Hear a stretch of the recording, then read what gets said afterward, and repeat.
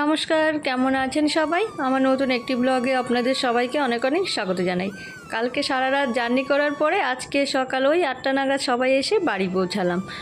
আর বাড়ি এসে খাওয়া দাওয়া করে চান খাওয়া দাওয়া করে যেমনি বিছানার সাথে দেখা করেছি, সেমনি আর কি যাই কোথায়, বিছানায় পড়েই আর এই ভবের খবর নেই।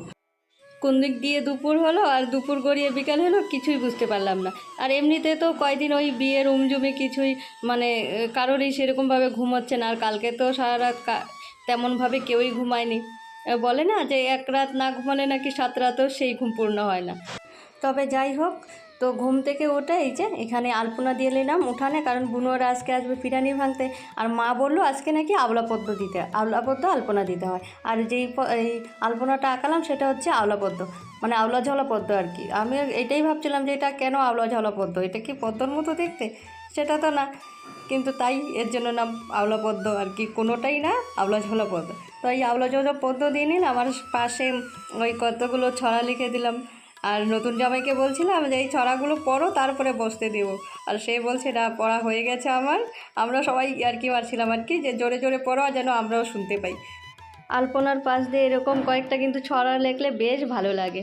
ওই বাড়ির সবাই আর কি, ওই সবাই তো না আর কি, বৌদি, তারপরে দিদি, বোন, ভাই সবাই মিলে একটু আর কি নতুন জামাইয়ের সাথে হাসি মজা করার জন্য এগুলো আর কি লেখা।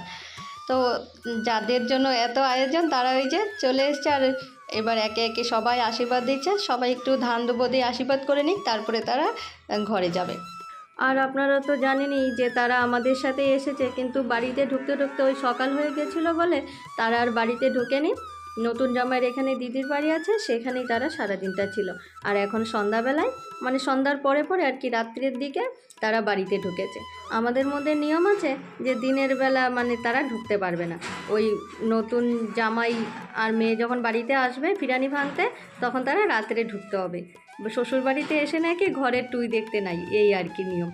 তো এইদিকে আমরা 3 বোন একসাথে মিলে তাদেরকে আশীর্বাদ করে নিলাম। আর আমার না আশীর্বাদ করতে কেন জানি ভালো লাগে না, তাহলে নিজেকে মনে হয় কি অনেক বড় হয়ে গেছি, মুরব্বি মনে হয় আর কি। তো আমার ওই সবার সাথে হাসি মজা করতেই বেশি ভালো লাগে। আর এখন ওই সবার এত সুন্দর মুহূর্তটাকে ফ্রেমবন্দি করে নিলাম।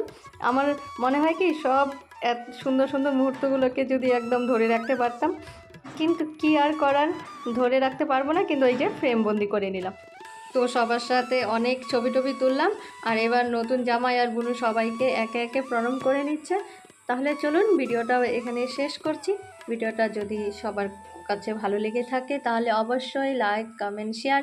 আর যারা আমার চ্যানেলে নতুন বন্ধু তারা অবশ্যই আমার চ্যানেলকে সাবস্ক্রাইব করে নেবেন। তাহলে আপনারা সবাই ভালো থাকবেন, সুস্থ থাকবেন। আবার আপনাদের সাথে দেখা হচ্ছে নতুন একটা ভিডিওতে।